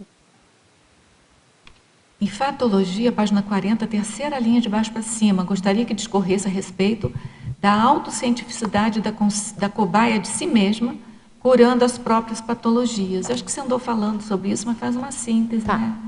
A autocientificidade, por quê? Porque, olha só, gente, na hora que você pega o conscienciograma, você analisa uma folha do conscienciograma, é você que está analisando você. É você que está colocando as suas casuísticas. É você que está colocando a sua fatuística. Só que isso é embasado aonde? Geralmente, a gente pede para a pessoa se avaliar perante a escala evolutiva da consciência, que é baseada no holopensene do serenão, que esse livro é o serenão. Então, o serenão é uma consciência homeostática. O nosso percentual de homeostática ainda é baixo. Por isso que a tendência da nossa nota ser mais baixa. E o nosso posicionamento ter uma nota, a gente se posiciona perante aquilo que você enxerga em você. Na hora que você faz tudo isso, é você que está sendo a cientista, não é? A cientificidade é sua, é você que está observando isso, é você que está buscando isso na sua holomemória, nos seus registros, nas suas retrocognições, naquilo que você tem de arcabouço cognitivo. E isso significa o quê? Significa que a vivência é sua, que as experiências são suas. E essa cientificidade, quando ela é baseada em fatos, em casuísticas, em ocorrências, em feedbacks, e que o outro ajuda a pessoa a construir isso, a tendência é ela entrar dentro de uma realidade bem mais atual. Ela tira alguma coisa de travão que estava lá atrás, mas ela otimiza as reciclagens delas. Mas por quê? Em função de que ela se colocou como consciência pesquisística, né? Ela é a fonte, mas também é a pesquisadora. Na hora que ela faz tudo isso, aumenta a cognição da pessoa. É o oposto do achometria. Achometria. Isso. Né? Em Parafatologia, página 40, quarta linha de baixo para cima. Como aperfeiçoar o download de cons do paracérebro para cérebro físico? Como aperfeiçoar? Olha, aí é a questão de quanto você consegue sentar, serenizar, trabalhar as energias, fazer um local de poder mais homeostático e começar a fazer o solilóquio mental somático. Ou seja, você com você. Eu vejo isso muito no conscienciograma, quando a gente entra no campo conscienciométrico. Você começa a ler as perguntas e você começa a questionar você, fazer autorreflexão de como que você é, como que você se percebe, como que você está perante aquela pergunta do conscienciograma. Então, é a questão do solilóquio mental somático e da autorreflexão. Qual é o percentual de autorreflexão que você consegue fazer sobre você e que isso permite te dar um abertismo tanto de ideia, de energia e de pensene para que o amparador, ou as consciex, ou a equipe extrafísica que está aí, possam ajudar você a ter intuições. Até não, tive uma intuição, tive uma percepção, mas isso é coerente comigo? Isso não é coerente? Aí entra a pergunta anterior de a cientificidade na pesquisa. Porque eu tive uma inspiração, mas essa inspiração tem a ver comigo? Está coerente? Não está? É uma extrapolação? O que é? Aí entra os questionamentos do pesquisístico, né? Mas é a autorreflexão e o solilóquio é que proporcionam um campo para que isso aconteça. Então, você acabou respondendo a pergunta seguinte dele, que era para esclarecer as autodescobertas serexológicas resultantes do solilóquio mental somático. Então, pelo que você respondeu, a autodescoberta serexológica são esses downloads, né? Que são feitos do paracérebro para o cérebro. Por né? exemplo, olha, Rosa, quinta-feira à tarde nós temos aula de Recim 2, né? E eu sou conscienciômetra docente, então eu sempre respondo 2 folhas de avaliação.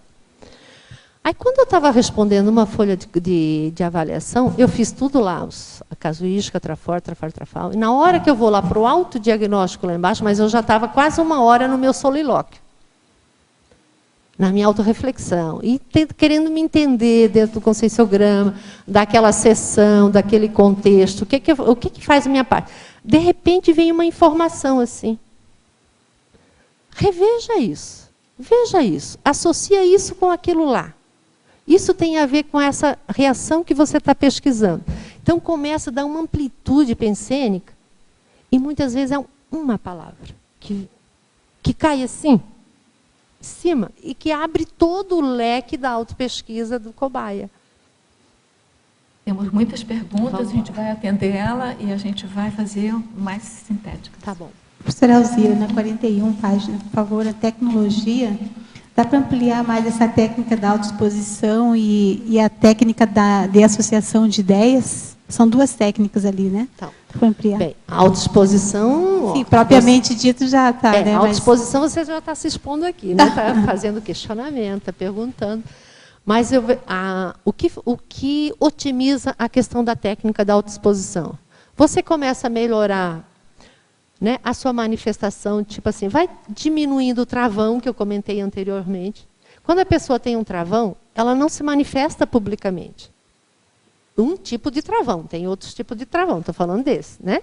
Como é a exposição pública, geralmente a exposição pública, a pessoa está expondo a sua forma de pensar, as suas energias, o seu jeito de ser. Então, ela aparece ali, não tem como. Porque na hora que eu estou falando aqui, está aparecendo o meu jeito de ser, o meu modus operandi. E a associação de ideias, a outra técnica que você perguntou, associação de ideias, é o quanto você consegue fazer a questão do solilóquio, da autorreflexão, e começar a associar as ideias que você está naquele momento, naquele contexto. O que você está pesquisando naquela hora lá? Então, se você está pesquisando, vamos supor lá, por exemplo, eu pesquiso intenção. Então, na hora que eu começo a juntar as pontas, intenção, volição, auto-organização, hiperacuidade, eu começo a pegar todo um leque e começo a associar, mas isso tem a ver com isso? Eu posso juntar isso com isso? Isso aqui me leva àquilo? Eu começo a juntar as acepções, algumas palavras, algumas casuísticas, alguns achados, para aumentar a cognição que eu tenho como objetivo ali. Tudo bem? Certo? Professora Alzira, poderia aprofundar mais sobre o citado grupo do passado? Em algum lugar, ela não diz onde, você citou o grupo do passado. O grupo do passado? Tá, eu acho que tem a ver com o esbreg evolutivo, né? É. Ó, o grupo do passado, por exemplo, eu trago à tona a questão da hipótese que, tipo assim, a gente tem um esbreg do passado aí. O que é o esbreg do passado? A hipótese que eu tenho é que é onde eu tenho dificuldade, onde eu tenho reatividade, onde eu tenho defensividade, quando vem aquele padrão de energia. Aquele padrão de energia vai chegando e eu já vou, opa, as minhas parantenas já vão ficando em pé. Aí eu tenho que pensar, refletir, desarmar, para não deixar o travão entrar, mas sim o autodomínio holossomático, para que essa energia, mesmo que eu saiba que ela reverbera no meu holossoma, eu já começar a fazer o processo de dessensibilização. Opa, isso ainda me traz um desconforto? Traz, ok? Mas vamos em frente, vamos começar que desconforto que é, o que isso traz para mim, qual é a ideia, qual é a informação que está por trás. Mas qual o grupo do passado? Aquele grupo aí o grupo do passado tem a ver com o que você está reagindo, com o que você está se defendendo lá. O meu, por exemplo, assim, eu tenho um grupo do passado que eu vejo que era um grupo bélico. Então, é agressividade. Eu me defendo de forma agressiva.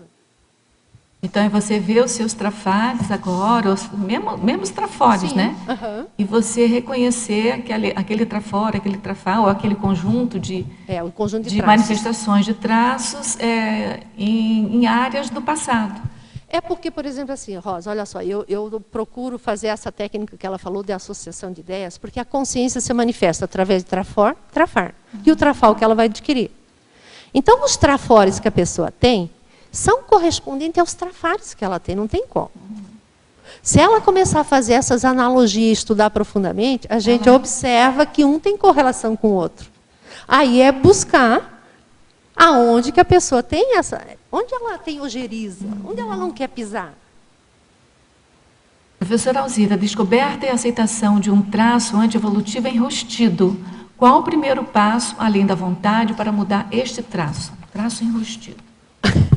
Se está enrustido, mas ela já identificou, senão não tem como, né? Tem que identificar, trazer à tona, assumir e, de fato, ter a intenção clara de querer fazer a reciclagem, né? Professora Alzira, ortopensatologia, página 39, item 2, consins. Quem já passou pela experiência de ter sido consim cobaia na instituição Conscienciocentra Conscius, pode ter sido virado pelo avesso, consciencialmente, sem entrar em conflito. Fui consim cobaia, agora ela falando, tá? Fui consim cobaia uma vez, e apesar de saber que o feedback era correto, entrei depois no consim cobaia em conflito. Entrei depois do consim cobaia em conflito. Psicossoma aflorado, abalado, choro. Como mensurar isso? Bem, aí nós temos que ter... Tem uma palavrinha que define isso. A auto-orto-absolutismo. Porque se você entrou em conflito, tem uma relação entre valor e princípio que não está batendo naquilo que foi que você via e que você ainda... O conflito é gerado a partir do momento que você não consegue aceitar que você tem um erro de interpretação, um erro lógico, geralmente tem a ver com isso, que ao dar o feedback, ao mostrar um trafar da pessoa, a pessoa vai ter que abrir mão e fazer alguma coisa para mudar. A hora que a pessoa não quer abrir mão e sair do enrustido aí que foi falado, e entrar, não, eu tenho isso mesmo. Eu vou assumir, deixar essa energia vir à tona para ela, porque não é reagindo que ela vai reciclar, e começar o processo de reciclagem. Então, o conflito é que o trafar foi descoberto. Arregaçar as mangas e continuar, né? A verbetógrafa, fatologia, página 40, 15ª linha, poderia exemplificar a autocrítica aplicada aos megatrafores óbvios? Trafores ou trafares? Megatrafares, desculpa, óbvios. Trafares, né? Porque, por exemplo, assim, na hora que a pessoa já conseguiu identificar alguns trafares óbvios... É óbvio para quem? Para ela própria. Para né? ela própria. Porque, tipo assim, a gente identifica a trafar da gente, que não é fácil mudar da noite para o dia, leva um tempo, leva uma programação. Então, é o quanto que você começa a utilizar o seu raciocínio lógico, o seu discernimento, num planejamento organizado de reciclagem. É isso que é autocrítica, então. Porque na hora que... Se eu não tenho autocrítica do meu traço, eu não vou mudar, gente. Eu tenho que ter autocrítica. Porque se eu não tenho autocrítica, eu nem identifico o trafar. Porque a gente deixa para lá, faz para lá, deixa. Não é para mim agora. Então, a autocrítica faz a pessoa enxergar a sua real realidade. Em parafatologia, página 40, 3ª linha, poderia citar alguns exemplos de paratecnologias conscienciometrológicas extrapolando a mera realidade humana? Olha, eu já até falei aquilo que agorinha que eu estava lá respondendo meu conscienciograma, e que você fica, né? Você monta um local de poder, um campo conscienciométrico, as suas energias estão homeostáticas, e na hora que você começa a refletir e a ponderar e fazer reflexão sobre você mesmo, mas tendo como base o conscienciograma, que é um holopensene saudável, a tendência é você evocar consciências também saudáveis para ajudar você. Então, o quanto que você consegue assentar ou sentar holossomaticamente, dominar primeiro o soma, dominar as energias, dominar as emoções, para que as ideias, que o mental soma consiga fluir e acessar ideias mais, né, mais evoluídas. Aí. Professora Alzira, em paradoxologia, página 42, 2ª linha, poderia ampliar o paradoxo quanto mais autoconhecimento, mais se vê a ignorância? É tudo que nós falamos aqui hoje, né? Então, olha só.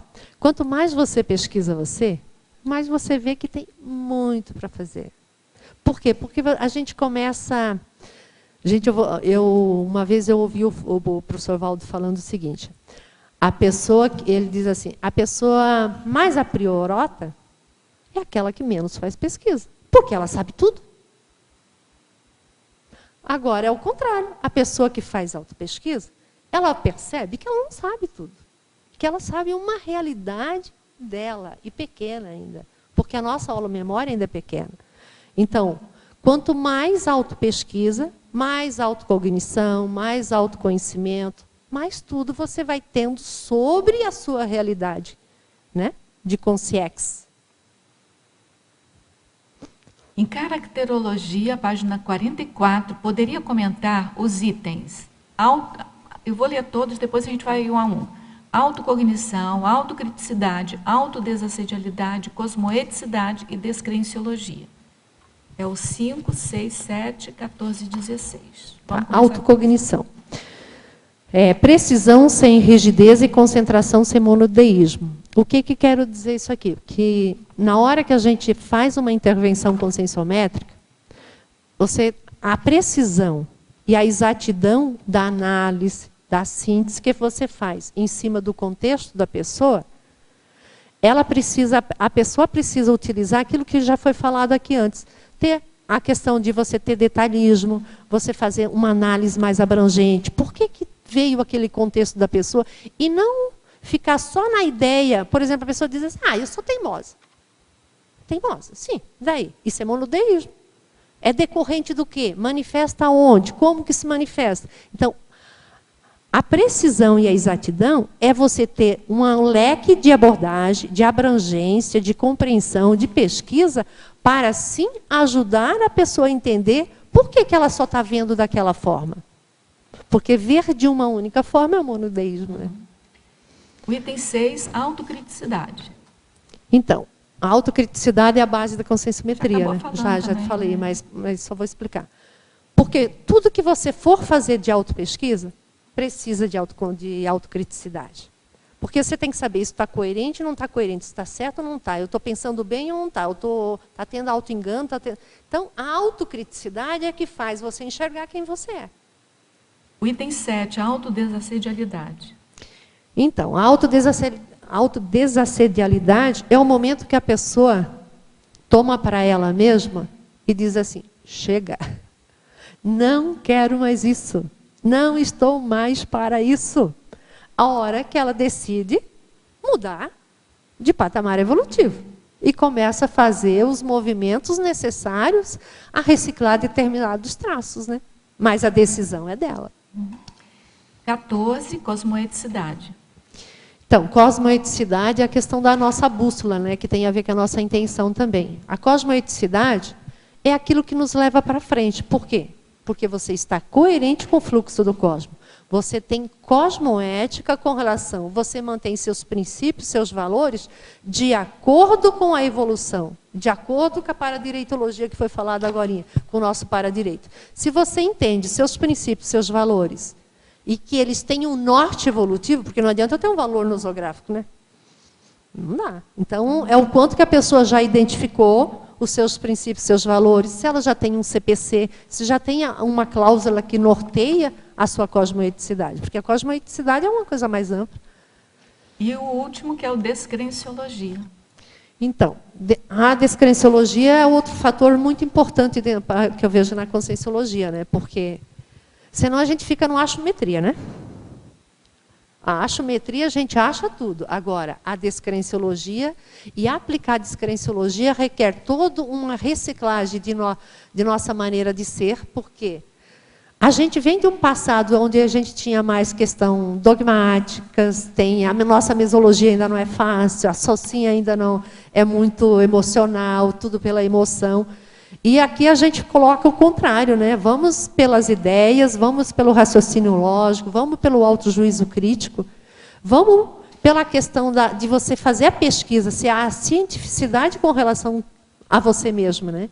Então, é o quanto você aplica o questionamento nas suas autopesquisas, na sua manifestação consciencial. Professora Alzira, Maniologia, página 42. A mania de fazer de vítima.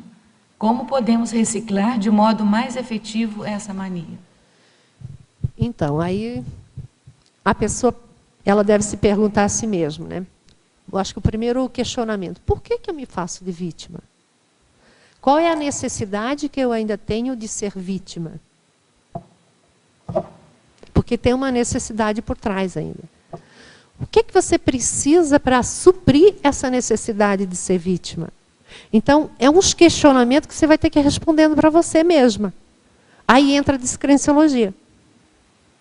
Em cima do lance, né? Porque se você está de vítima, não tem. Sempre vai ter um algoz e uma vítima. Se você está de vítima, você está querendo que o outro seja algoz. Então, qual é a intenção em que você ser vítima e deixar o outro ser algoz? Então, a hora que a gente começa a estudar vítima e algoz, que para ser vítima tem que ter um algoz. Por quê? Se manter numa condição de vítima. Aí vai todo o contexto em que você vai estudar, onde você está inserida. Você se faz de vítima sempre, em algum contexto, em algum momento, aonde, com quem? Você está querendo com isso receber afeto, receber atenção, querer um colo, querer ser acolhida. Aí é a questão da autopesquisa, né? Caracteriologia, página 44, item 17. Desdramatização. Poderia comentar sobre a desdramatização? Como podemos fazer essa mudança do viés da abordagem na prática? A desdramatização é, por exemplo, quando você começa a aumentar muito alguma situação, alguma casuística, algum fato. Por que você está aumentando? Por que você está botando um drama? Tem um conflito? Tem. Analisa o conflito friamente. O conflito é decorrente do quê? Advém do quê? Por que você está fazendo um drama? Você está querendo chamar a atenção de alguém? Você está querendo que as pessoas percebam você? Tudo vai do objetivo da pessoa, né? Você está dramatizando por quê? Para quê? Com quem que você faz isso? Qual é o objetivo que está por trás? Qual é a intenção que está por trás? Volta de novo. Sempre busca para você. Eu sempre digo, a conscienciometria é sempre olhar para dentro, é loco interno, né? Traga para você os seus questionamentos. Por que eu estou aumentando isso? Por que eu estou fazendo um drama? Eu tenho necessidade? Eu preciso disso ainda? Então, é sempre buscar a resposta dentro de si e não no outro, porque muitas vezes o drama, a pessoa quer a resposta no outro. Tem a coisa da atribuição de causalidade, né, de culpa e tal. Professora Alzira, Fatologia, página 40, sexta linha de baixo para cima. Gostaria que falasse sobre o histrionismo sadio, bom humor e o exemplarismo, explicitando a teática conscienciométrica. Então, o histrionismo é, por exemplo, assim, você está no front da batalha, você está aí na frente, e você manter uma homeostase de manifestação. E você, através das suas energias, do seu jeito de ser, do seu modus operandi, colocar as abordagens de maneira mais sadias, mais abertas, mais tranquilas, mais positivas, ou seja, as suas energias fluírem com naturalidade. E qualquer outro aqui? Peraí. O bom humor. Por exemplo, o bom humor, só por si só, ele já ajuda a desassediar um processo. Já tira o drama, já aumenta a cognição da pessoa, a pessoa consegue pensar melhor. Então, eu vejo assim, na hora que a pessoa tem o bom humor, tem o histrionismo, e ela está bem, a tendência é um campo ficar aberto, a assistência é feita de maneira mais tranquila, as pessoas ficam bem, ficam mais receptivas, e acontece uma interação entre as pessoas que estão ali, na hora que a pessoa está tendo histrionismo, tem bom humor, mas está perante um grupo, a tendência é um campo ficar mais homeostático, ficar mais agradável, mais acolhedor, e isto facilita a interassistência. Bem, vamos aqui agora na pergunta,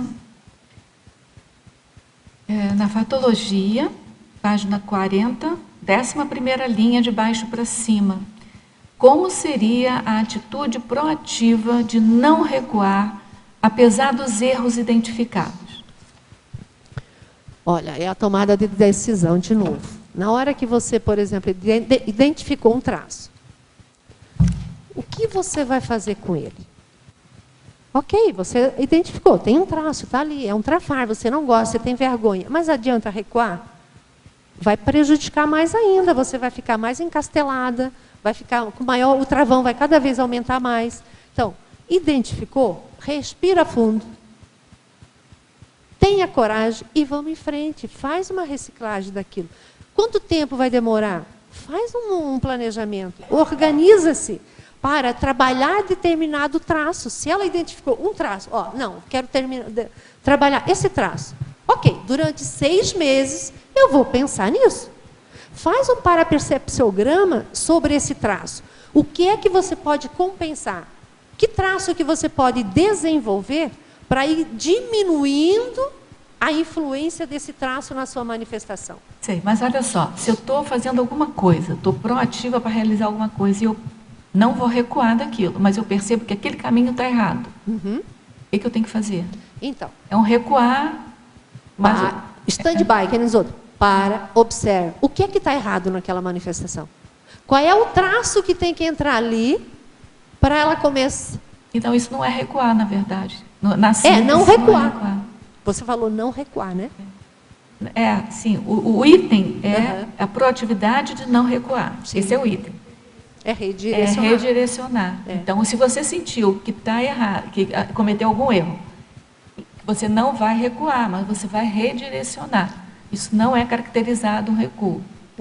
Não é. É isso que eu acho. Quer ver só um exemplo, Rosa, disso? Aí eu acho que ele clareia. Por exemplo, a pessoa que tem dificuldade de manter uma atividade física regular.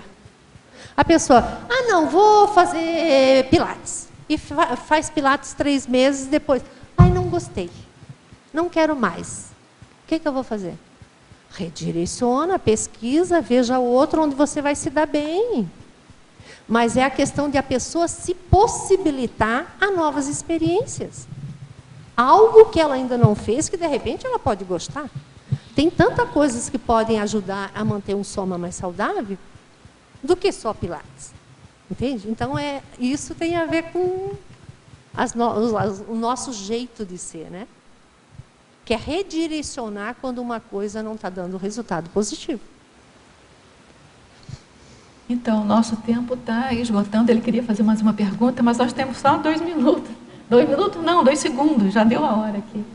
Como ele está aqui junto da gente, ele pode fazer pessoalmente. A gente agradece a você, parabeniza você pelo verbete. É bem importante esse tema, né, ser discutido aqui conosco. Todos nós, né, Consciência e Consciex também. Que um dia serão Consciência, né, e nós seremos Consciex. Então, a gente agradece a você, Alzira, pelo debate. Parabeniza mais uma vez. Agradece a todos vocês aqui presentes, tertulianos, aos presentes virtuais, né, que são os teletertulianos. A gente conta com todos vocês diariamente, de 12h30 a 2h30 da tarde, que diariamente, sem exceção de feriado, fim de semana, a gente está diariamente aqui e são vocês, tertulianos e teletertulianos, que junto com o verbetógrafo do dia, né, dinamizam aí o nosso debate. Então, a gente conta com todos vocês, tá bom? E passamos, então, para os nossos comerciais. Obrigado. As pontuações da tertúlia de hoje são 29 assinaturas no livro de presença, 10 perguntas presenciais e 30 perguntas respondidas online. Hoje nós temos 3 recados. A Helena com o simpósio de conscienciometria, a Viviane com acoplamentário e a Dalva com o 3º congresso dos intermissivistas. Boa tarde a todos. Em nome da Conscius, nós queremos convidar para o 2º Simpósio Internacional de Conscienciometrologia, que iniciará agora dia 4, amanhã, que será no sábado e domingo, no Auditório do Discernimento, na Foz do Iguaçu. No sábado, começando às 15 horas, teremos 2 mesas de debate, Cosmoeticologia e Paratecnologia.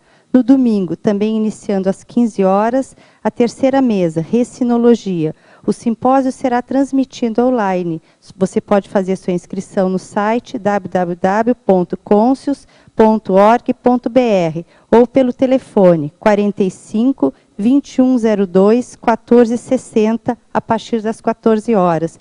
E hoje, complementando o simpósio, oficina Profilaxia das Autocorrupções, iniciando agora às 15 horas no Salão do Discernimento. Participem.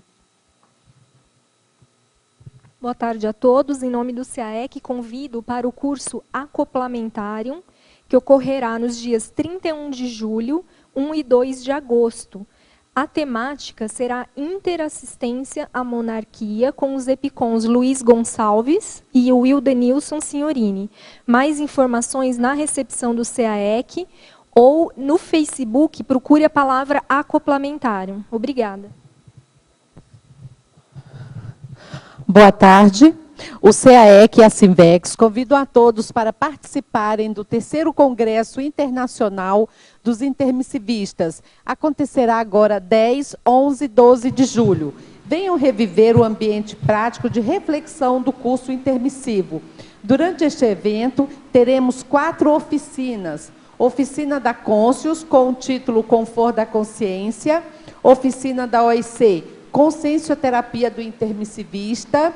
Oficina da Consecutivos, Prospecção de Retrovidas. E oficina da Apex, Qual o Propósito da Minha Vida. Esse evento, pessoal, ele reduziu o valor a 50%. Então, o valor atual é R$ 160, que você pode parcelar em 4 vezes.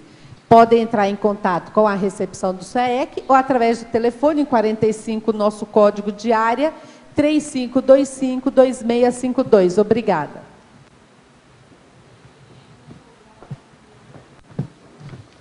Para amanhã, teremos o verbete Ansioliticograma, especialidade Homeostaticologia.